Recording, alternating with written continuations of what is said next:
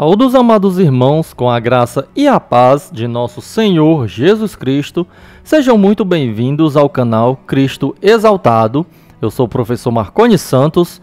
Neste vídeo nós iremos dar continuidade ao comentário de Mateus, do capítulo 1, que trata da linhagem divina de Cristo, o nascimento de Jesus, o nascimento de Cristo, o nascimento do Messias, conforme cada versão vai expondo o comentário.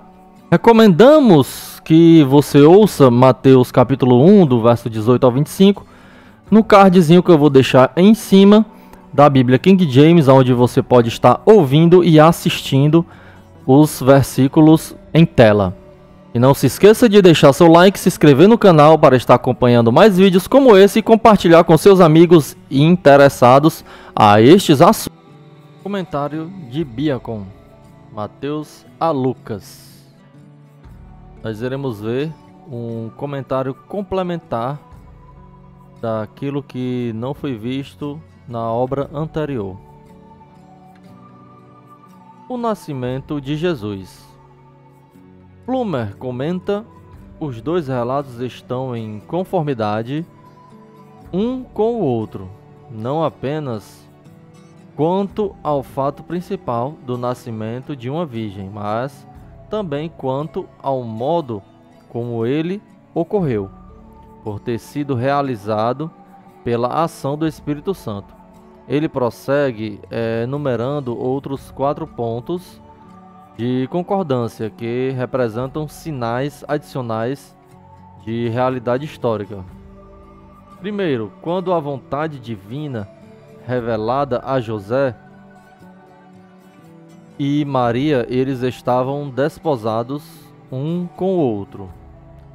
Segundo, Cristo deveria ser chamado de Jesus. Terceiro, ele nasceu em Belém. Quarto, ele foi criado em Nazaré.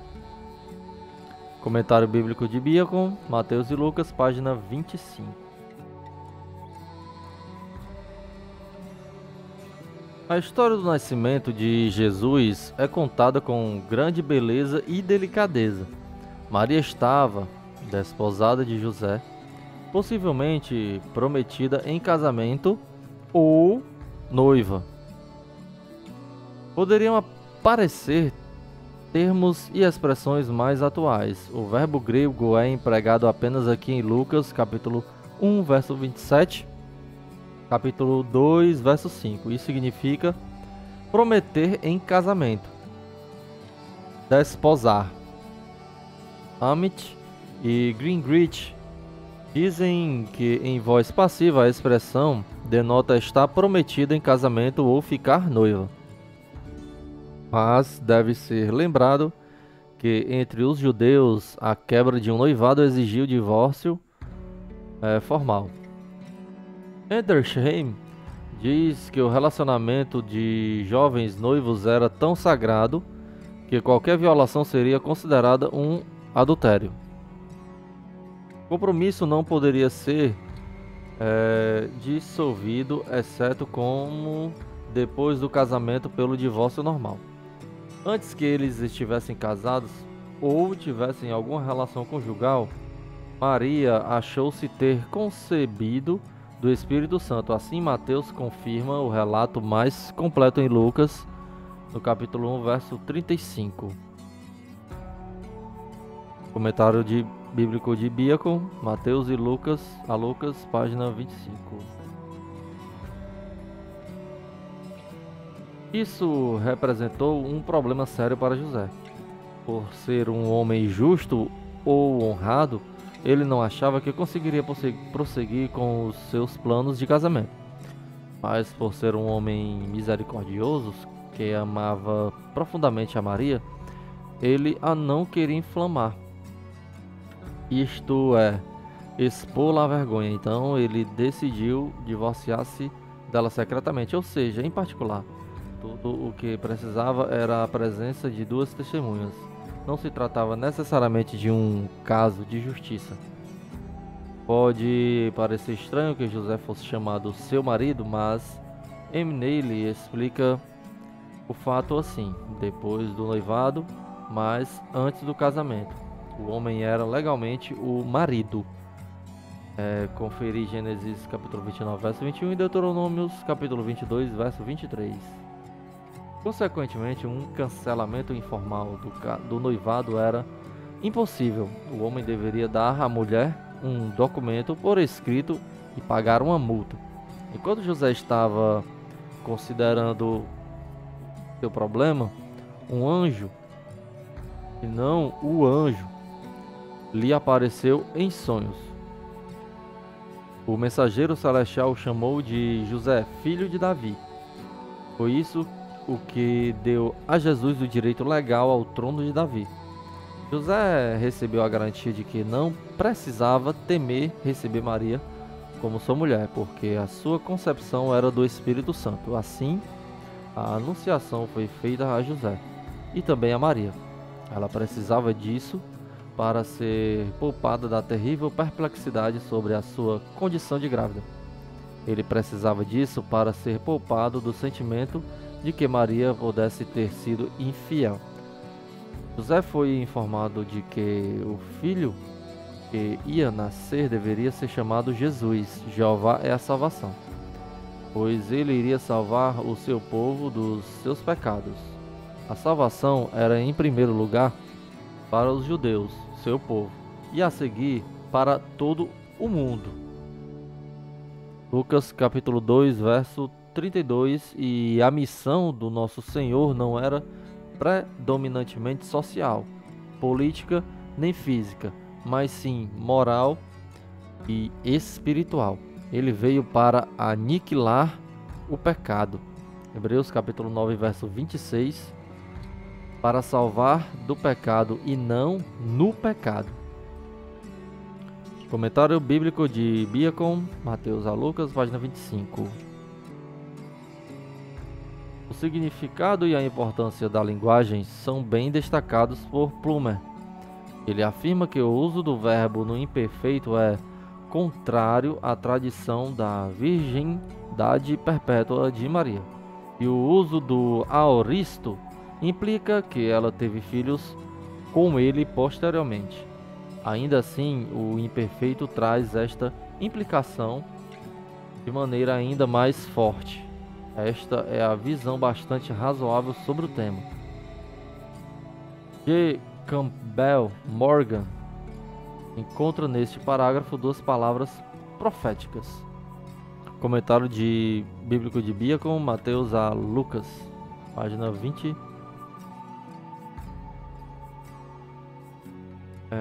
Campbell Morgan encontra nesse parágrafo duas palavras proféticas. Primeira, a esperança. Ele será chamado pelo nome de Emanuel, que traduzido é Deus conosco. E segunda, a realização. Lhe porás o nome de Jesus, porque ele salvará o seu povo de seus pecados. Finalizamos aqui o comentário bíblico de Biacon, Mateus a Lucas. Vamos agora para o próximo comentário. Comentário bíblico de Wiersbe. A Bíblia explicada de maneira clara e concisa do Novo Testamento. Vamos ver aí o comentário complementar. Então eu extraí partes mais importantes para se comentar no vídeo. O cumprimento da promessa de Deus. Entre os judeus, o contrato de casamento, noivado, era uma união equivalente ao casamento. Naturalmente, José presumiu que Maria fora infiel a ele quando descobriu seu estado. Observe a prudência dele, enquanto ponderava nestas coisas. Versículo 20. Como é importante ser longânimo e pensar com cuidado a respeito dos assuntos. Veja Provérbios capítulo 21, verso 5. De acordo com Deuteronômio capítulo 22, do verso 23 a 24, Maria poderia ter sido apedrejada. As indicações são de que os judeus não obedeciam a essa lei, mas antes permitiam que a parte inocente se divorciasse do cônjuge infiel. José precisou de muita fé para crer na mensagem que Deus lhe enviou por sonho. Seu amor pelo Senhor e por Maria o predispôs a suportar reprovação por causa de Cristo. Imagine como os vizinhos deveriam ter falado. Em João capítulo 8, verso 41, segue que os judeus caluniavam o nascimento de Cristo, insinuando que ele era fruto de fornicação. Satanás sempre atacou a verdade do nascimento virginal, pois quando faz isso, nega a pessoa e a obra de Cristo e a veracidade bíblica. Repetindo, nega a pessoa e a obra de Cristo e a veracidade da Bíblia. Temos de admirar a obediência imediata de José, no verso 24. Ele foi cuidadoso em manter puro seu relacionamento com Maria. Na Bíblia, há apenas 4 formas de se obter um corpo. Primeiro, sem homem ou mulher, como aconteceu com Adão, feito do pó da terra. Segundo, com um homem, mas sem mulher, como Eva, feita do lado de Adão. Comentário bíblico de Yersby, Novo Testamento, página 15 e 16. 3. Com um homem e uma mulher, como nascem todos os seres humanos. Ou 4. Com uma mulher, mas sem um homem, como Jesus nasceu como uma mãe terrena, mas sem pai biológico. Era importante que Jesus nascesse de uma virgem para que tivesse uma natureza humana sem pecado, concebida pelo Espírito Santo. Veja Lucas capítulo 1. Como ele poderia nascer de pai e mãe humanos, já que existia antes da criação do mundo? Cada novo bebê é um ser que nunca existiu antes. Os modernistas que negam o nascimento virginal de Jesus negam sua divindade e sua deidade eternas.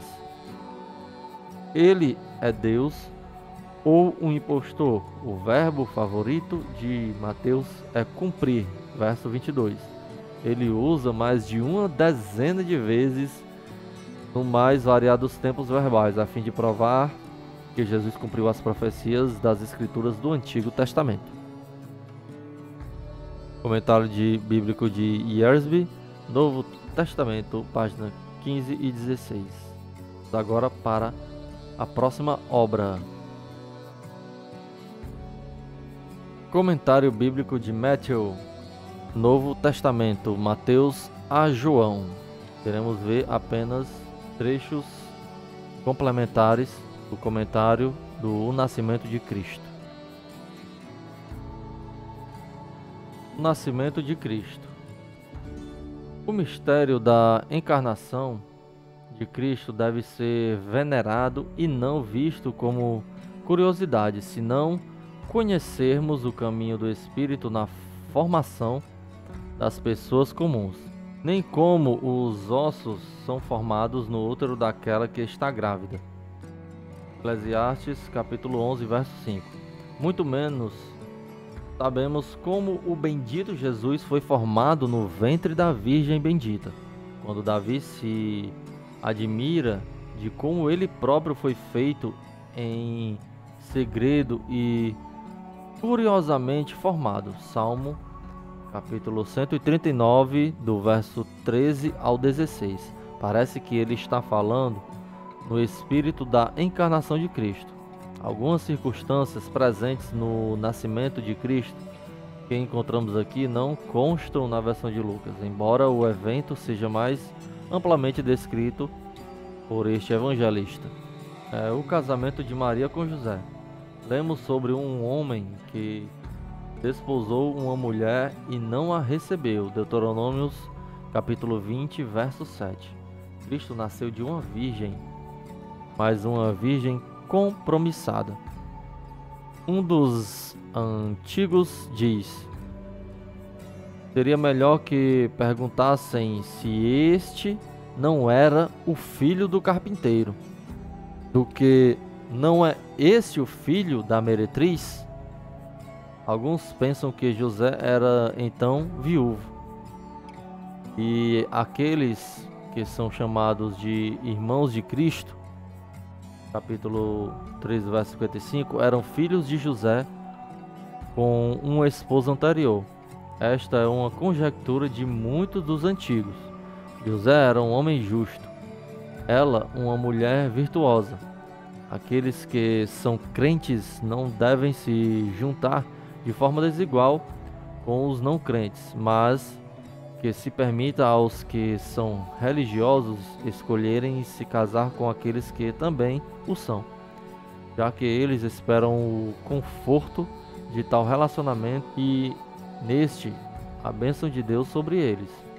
Nós também podemos aprender com este exemplo que é bom passar a condição de casado com ponderação e não antecipar as núpcias com precipitação, através de um contrato. É melhor dedicar tempo para pensar antes do que se arrepender depois.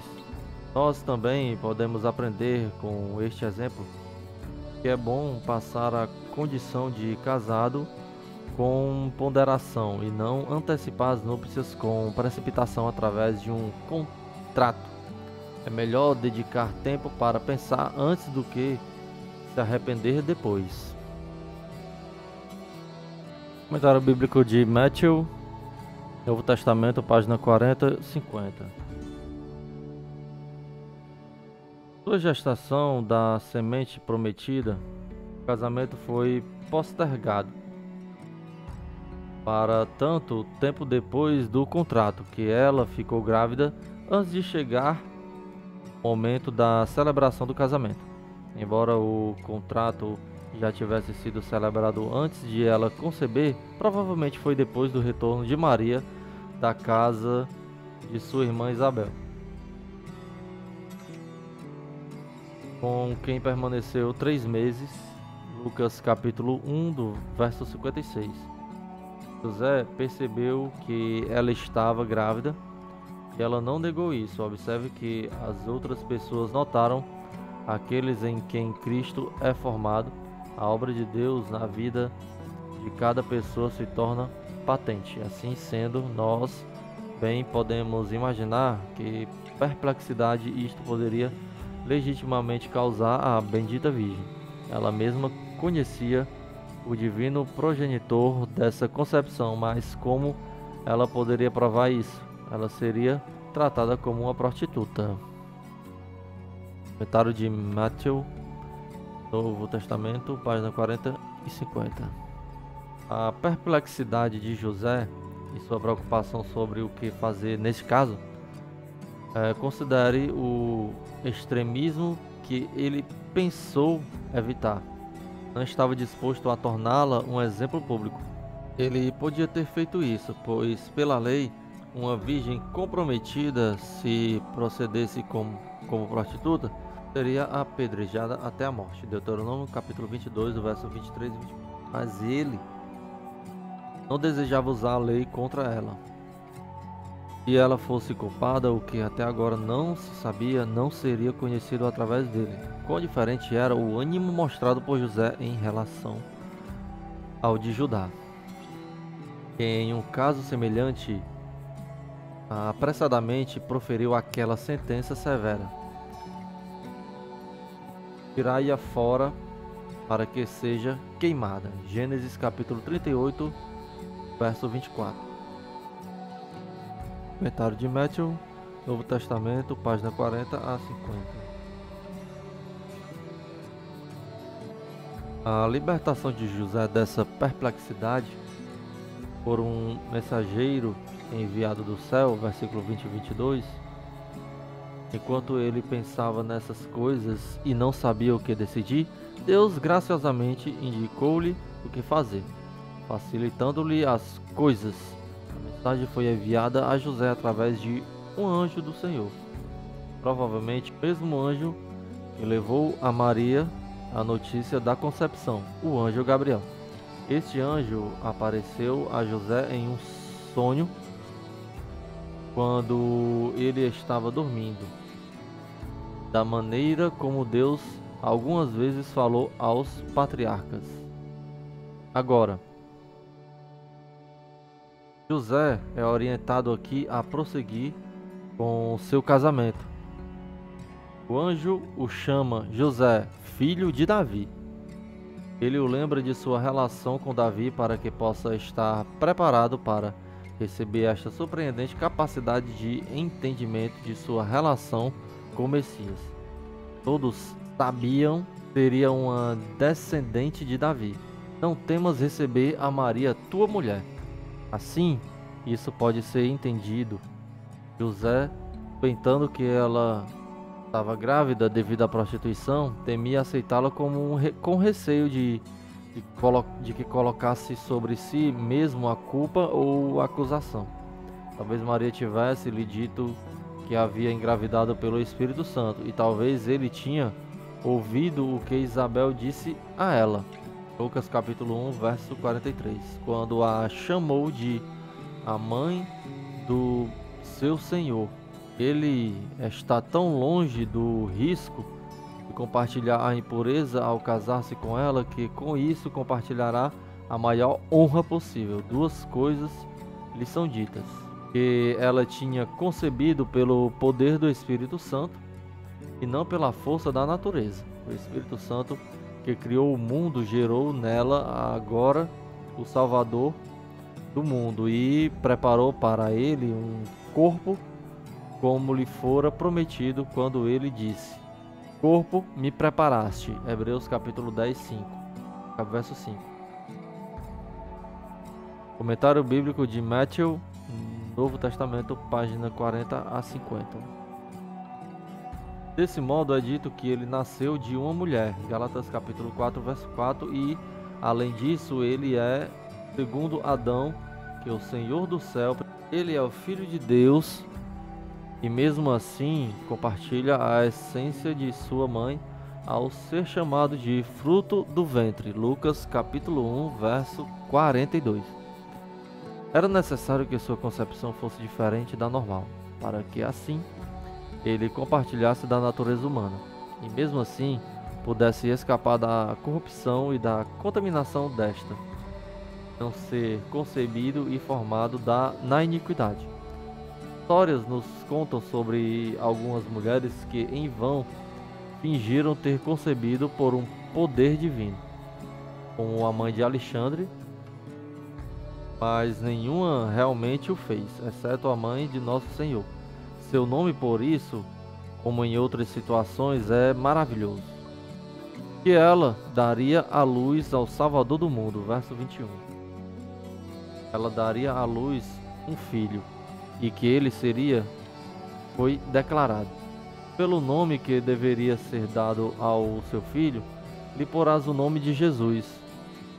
Comentário bíblico de Matthew, Novo Testamento, página 40 a 50. Na Septuaginta, Josué é chamado de Jesus. Atos capítulo 7, verso 45 e Hebreus capítulo 4, verso 8. Havia dois homens com esse nome no Antigo Testamento e eram ambos reconhecidos tipos de Cristo. Josué, o comandante de Israel, seu primeiro assentamento em Canaã, e Josué, o sumo sacerdote, seu segundo assentamento após o cativeiro, Zacarias capítulo 6, verso 11 e 12. Cristo é o nosso Josué, tanto o comandante da nossa salvação, como o sumo sacerdote da nossa profissão de fé. E em ambos os casos, ele é o nosso Salvador, um Josué que vem no lugar de Moisés e faz por nós aquilo que a lei não pode fazer. Aquilo em que ela era fraca, Josué havia sido chamado de Oséias, mas Moisés prefixou a primeira sílaba do nome Jeová e assim tornou-o Josué. Números capítulo 13, verso 16, para indicar que o Messias que teria esse nome deveria ser Jeová. Ele é, portanto, o maior Salvador, e em nenhum outro há salvação. A razão desse nome, porque ele salvará o seu povo dos seus pecados, Não apenas a nação dos judeus, ele veio para eles e eles não o receberam, mas todos que foram dados a ele pela escolha do Pai e todos que se deram a ele por si mesmos. Cristo veio para salvar o seu povo, seus pecados. Não em seus pecados, mas dos seus pecados, para comprar para ele não a liberdade para pecar, mas a liberdade do pecado para redimi-lo de toda iniquidade. Timóteo capítulo 2, verso 14. E assim redimi-lo de entre os homens. Apocalipse capítulo 14, verso 4. Para si mesmo, pois está separado dos pecadores. Comentário bíblico de Matthew, Novo Testamento, página 40 a 50. Para que aqueles que deixarem os seus pecados e se entregarem a Cristo como seu povo, estejam envolvidos com o Salvador e na grande salvação que ele planejou, Romanos capítulo 11, verso 26, e a consumação da promessa divina do verso 25, ela deu à luz a seu primogênito. As circunstâncias disso são mais amplamente relatadas em Lucas capítulo 2, verso 1. Agora para o próximo comentário bíblico. Terminamos esse comentário bíblico de Matthew, Novo Testamento, da página 40 a 50. Comentário bíblico de Brodman, Nascimento de Jesus Cristo. Queremos ver o complemento desses comentários que já foram vistos. Nascimento de Jesus Cristo. A mesma palavra grega, Gênesis, é usada para a genealogia, capítulo 1, verso 1, e para o nascimento, capítulo 1, verso 18 de Jesus Cristo. Nos versos 1 ao 17, apresenta-se o livro da genealogia. Em capítulo 1, verso 18 ao 25, apresenta-se a história do nascimento. Com interesse especial na origem divina de Jesus, nascido da Virgem Maria e gerado pelo Espírito Santo, como esta ênfase primária na origem divina, há uma segunda maior preocupação de Mateus. Tudo que teve lugar em Jesus Cristo foi o cumprimento da profecia,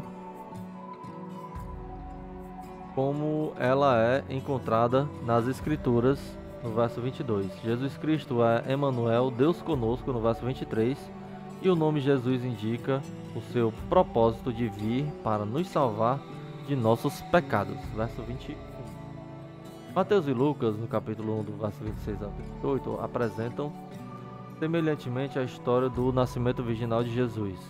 Um deles parece depender do outro, o que indica que a história é mais antiga do que o Evangelho, né? Comentário bíblico de Brodman, volume 8, página 113. Cada um deles conta a história com um interesse teológico. A preocupação de Lucas parece se enfatizar o poder e a graça divinos. Pergunta de Maria de como ela poderia ter um filho, visto que não tinha marido, a resposta foi: para Deus nada será impossível. Lucas capítulo 1, verso 37. Maria, por si mesma, não podia produzir um filho, mas Deus podia dar-lhe um. Este é o Evangelho. O homem não consegue produzir a sua salvação, mas Deus pode realizá-la. Mateus não tenta explicar como Jesus Cristo podia ser tanto homem como Deus. Ele simplesmente o afirma. Não há disposição para distinguir as duas naturezas dentro de Jesus. Mateus simplesmente o conhece como nascido de Maria.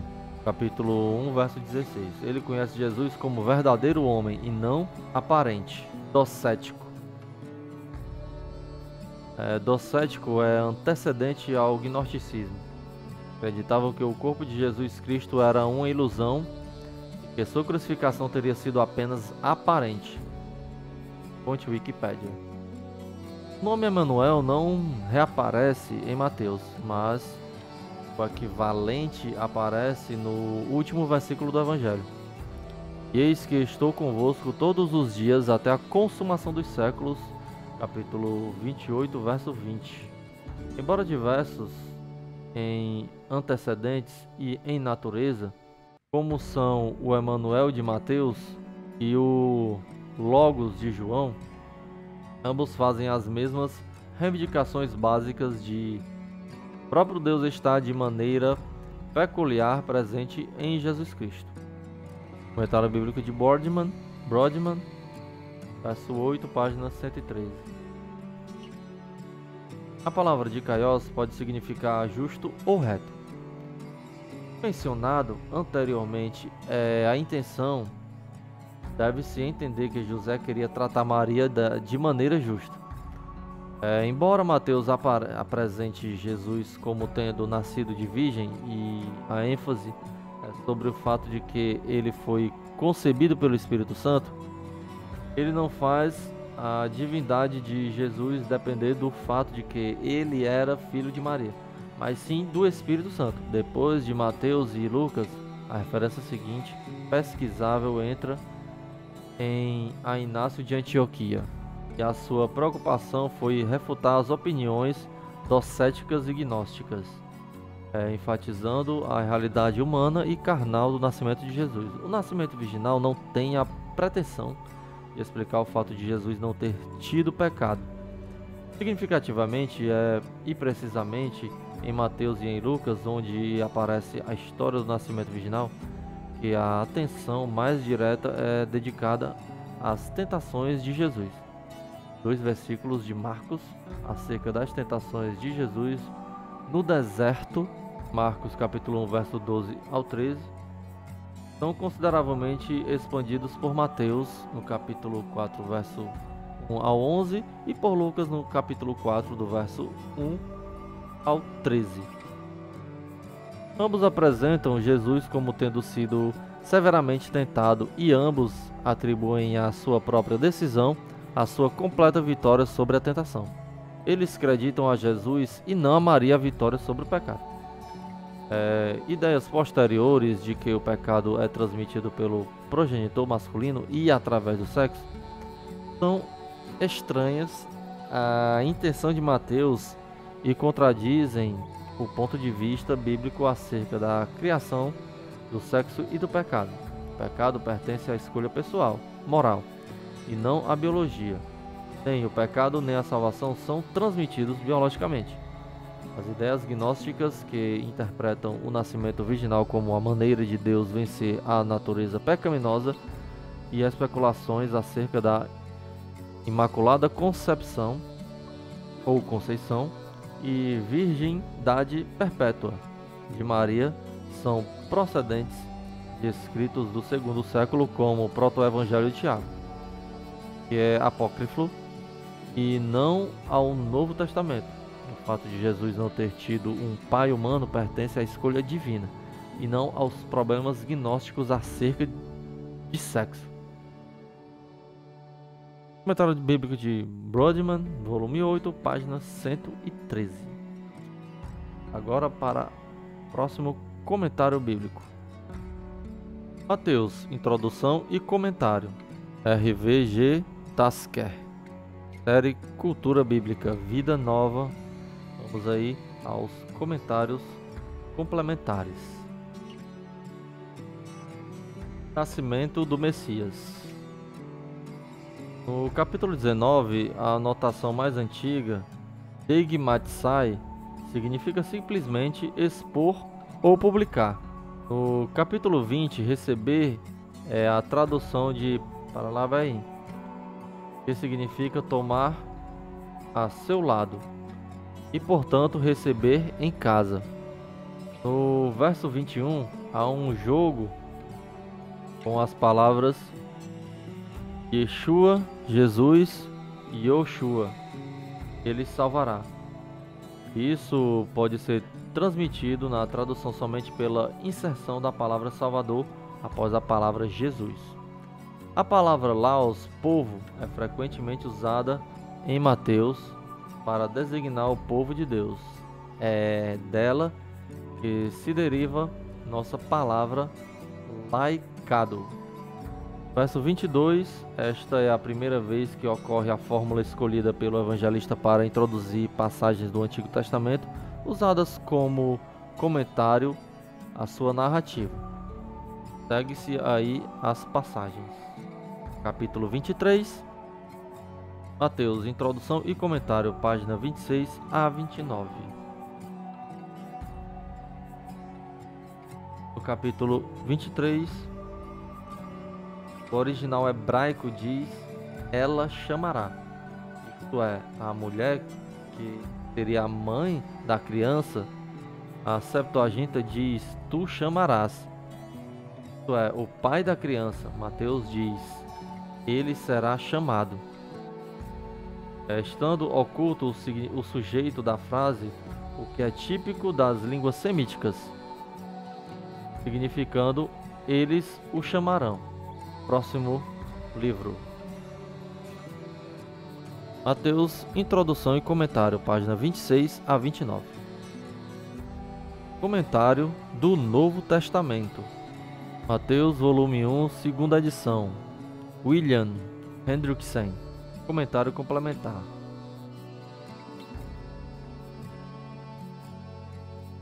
Nascimento de Jesus Cristo.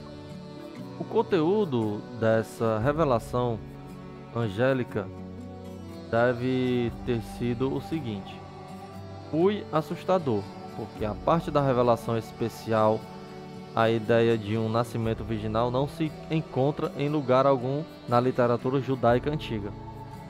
Quanto a Isaías 7,14, os judeus eram crentes firmes no matrimônio e na família, com tudo o que isso implica. Aí segue-se os versículos deles já citados, no tocante à opinião de que a ideia de um nascimento virginal foi extraída de fontes pagãs. Maria, que sendo o instrumento voluntário do Espírito Santo na concepção e no nascimento da criança, torna-se bendita entre as mulheres.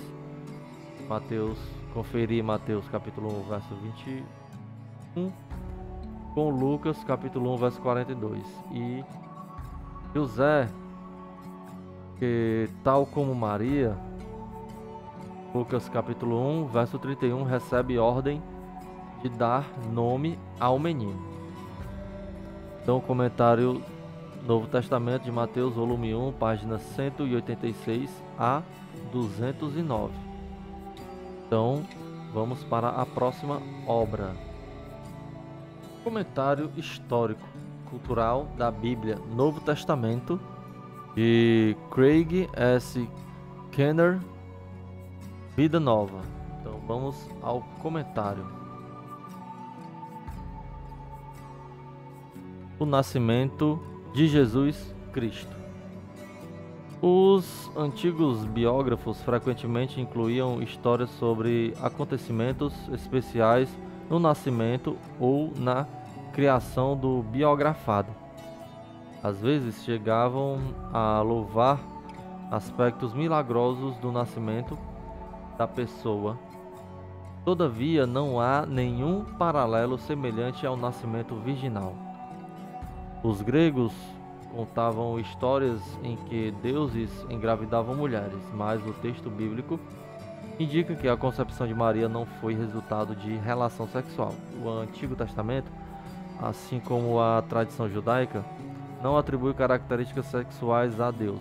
Muitas histórias de nascimento milagroso do mundo antigo são bastante floreadas com imagens míticas, em contraste com o estilo simples e direto da narrativa dessa passagem. Êxodos capítulo 20, verso 1 ao 10.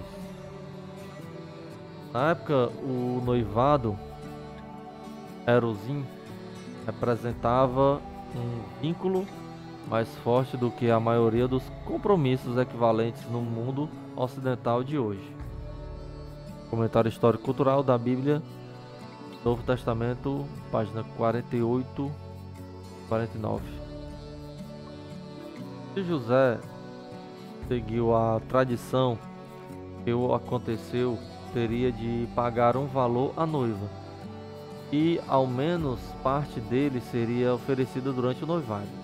O noivado, que costumava durar um ano, ficava que noivo e noiva estavam oficialmente comprometidos um com o outro, mas ainda não haviam consumado o casamento. Duas testemunhas, consentimento mútuo e a declaração do noivado eram necessários para estabelecer um noivado judaico. No noivado romano, consentimento bastava. Embora os romanos às vezes usassem anéis de aliança, os judeus palestinos provavelmente não os utilizavam nesse período antigo.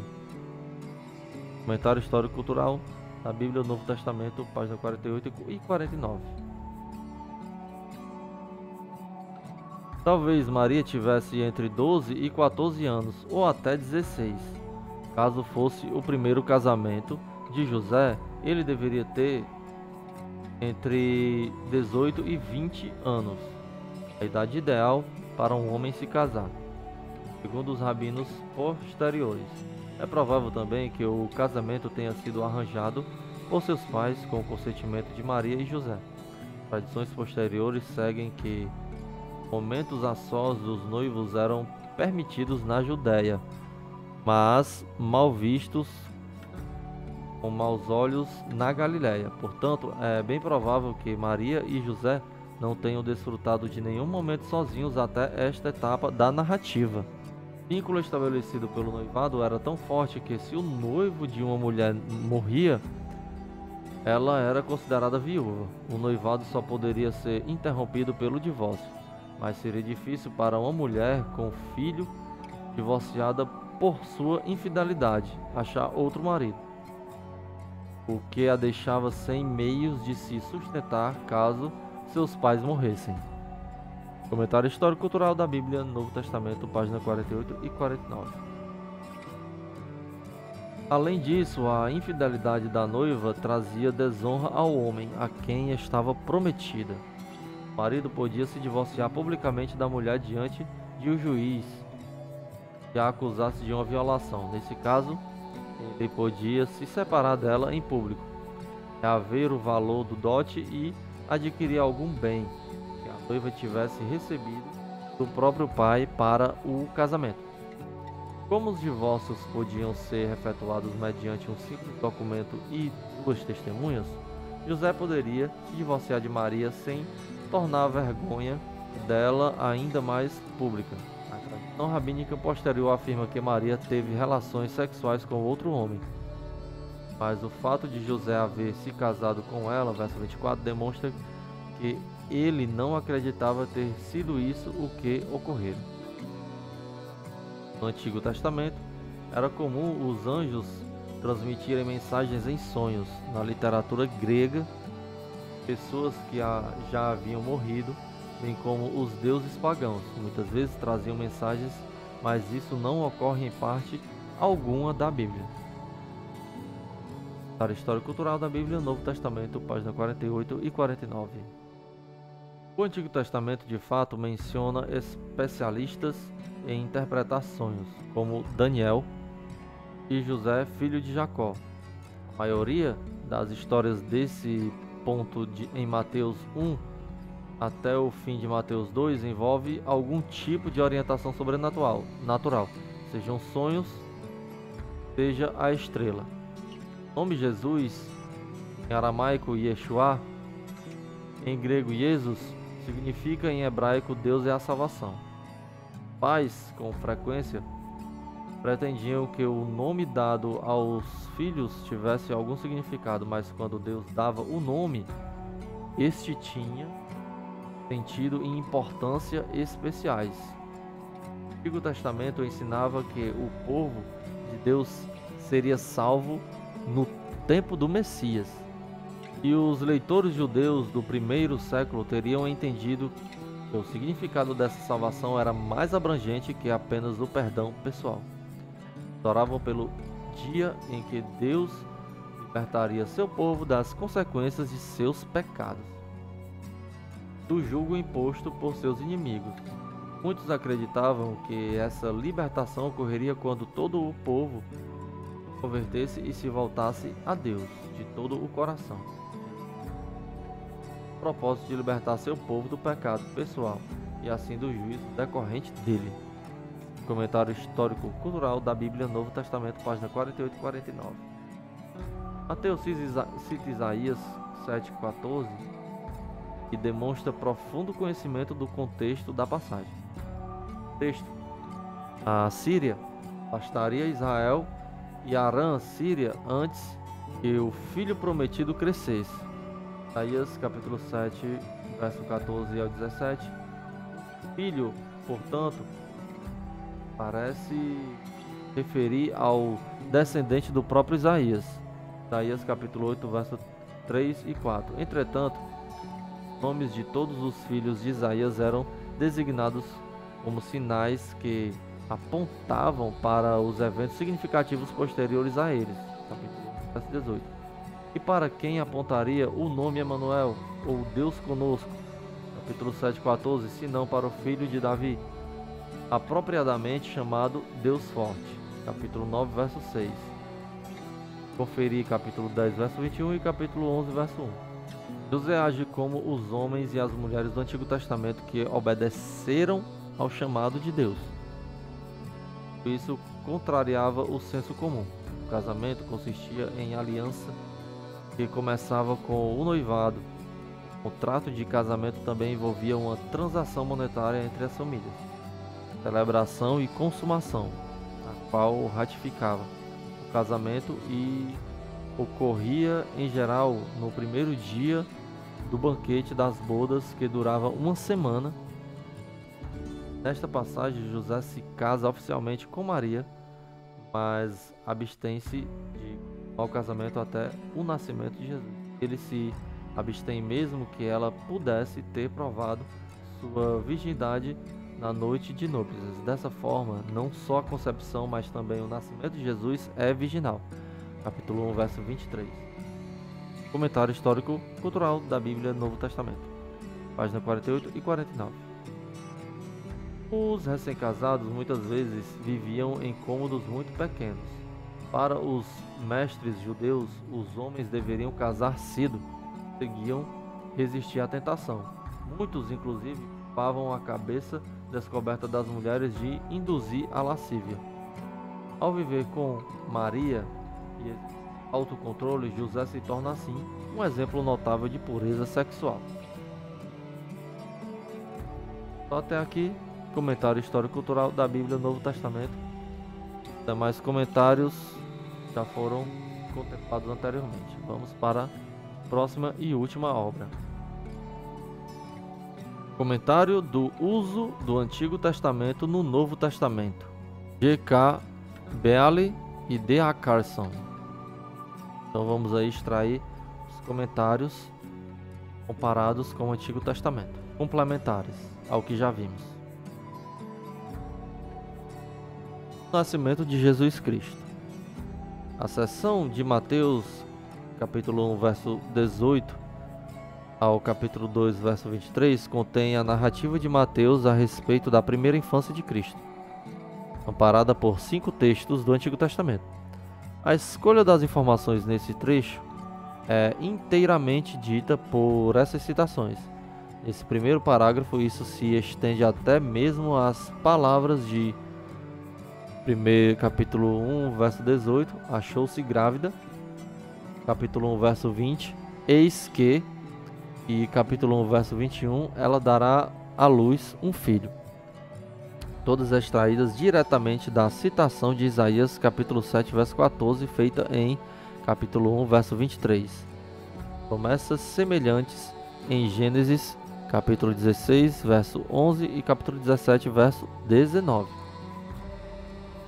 Mateus pode também ter pretendido trazer à mente os leitores as matriarcas sem filhos a quem Deus abrira o ventre, sendo as mais notáveis Sara, Gênesis capítulo 21 do verso 1 ao 7, Raquel do Gênesis capítulo 30 do verso 22 a 24 e Ana, 1 Samuel capítulo 1 verso 20. os anúncios feitos por anjos, é claro, tem vários precedentes no Antigo Testamento. Em Gênesis capítulo 16, verso 11, verso 12 e Juízes capítulo 13, verso 3 ao 7. Comentário do uso do Antigo Testamento no Novo Testamento, da página 44 a 47. Assim como os sonhos em que há revelações, em Gênesis capítulo 37, 40, Deuteronômios capítulo 2, capítulo 7, as palavras do anjo a José lembram-nos de que também ele era descendente de Davi, capítulo 1, verso 20. Jesus, portanto, era qualificado para ser o Messias tanto pelo lado da mãe, Maria, quanto pelo lado do pai adotivo José. A menção de que ele era um homem justo, o estilo empregado no anúncio do nascimento e a ordem no sonho para que José não temesse são ecos das promessas que Deus fez a Abraão a respeito de seu filho Isaque. Gênesis capítulo 17, verso 19. Além disso, como já observamos, o nome Jesus, capítulo 1, verso 21, é simplesmente o equivalente grego de Josué, um nome muito comum entre os judeus, sem dúvida inspirado no herói sucessor de Moisés. E nesses acontecimentos impressionantes, Mateus vê o cumprimento da profecia do que se costumava chamar de nascimento virginal, Isaías capítulo 7, verso 14, apoiado por referências ao nome Emanuel, Cada Deus conosco, Isaías capítulo 8, verso 8 e 10. Comentário do uso do Antigo Testamento no Novo Testamento, página 44 e 47. Hermenêutica empregada. Como já observamos, alguns conservadores consideram essas palavras uma profecia preditiva numa única direção. A parte dos especialistas nega qualquer elemento preditivo. Entretanto, o conceito de um duplo cumprimento é melhor que essas duas abordagens. Mateus reconhece que o filho de Isaías cumpriu a dimensão da profecia que demandava uma criança nascida no futuro imediato. Mas o contexto maior, o escatológico, principalmente de Isaías capítulo 9, verso 1 ao 7, apontava para um filho, nunca diferenciado do filho de Isaías, de maneira clara que seria um rei divino messiânico. Essa dimensão cumpriu-se em Jesus. O fato de que Mateus quer dizer que a profecia de Isaías se cumpriu em Cristo. Uso teológico. É claro que o principal objetivo doutrinário de Mateus é cristológico. Concebido de uma virgem, Jesus é o rei messiânico, mas também é a encarnação da presença divina no meio de seu povo. Ambos os temas são importantes para o Evangelho de Mateus. O primeiro deles, principalmente nas narrativas da infância e da paixão, e o segundo como um recurso parentético conhecido como inclusivo, presente em toda a narrativa evangelista. Mateus capítulo 28, do verso 18 a 20. A soteriologia também tem expressão acentuada em Mateus. Ali a referência à promessa de salvação em relação aos pecados. Tendo em vista a experiência judaica no primeiro século com o imperialismo romano, essa redefinição do verdadeiro escravo-senhor revela-se ainda mais contundente. O texto mais amplo, tanto de Isaías quanto de Mateus, nos faz lembrar que a rejeição dessas duas ofertas de salvação implica em juízo sobre aqueles que as receberam. Comentário do uso do Antigo Testamento no Novo Testamento, página 44 e 47. Então aqui, logo mais vão se repetir os comentários, como alguns deles foram repetidos. Quero agradecer por você ter chegado até aqui.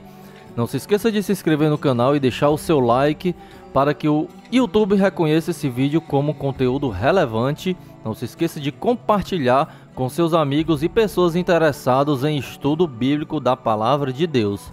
Muito obrigado e que a graça e a paz de nosso Senhor Jesus Cristo esteja sempre conosco. Amém.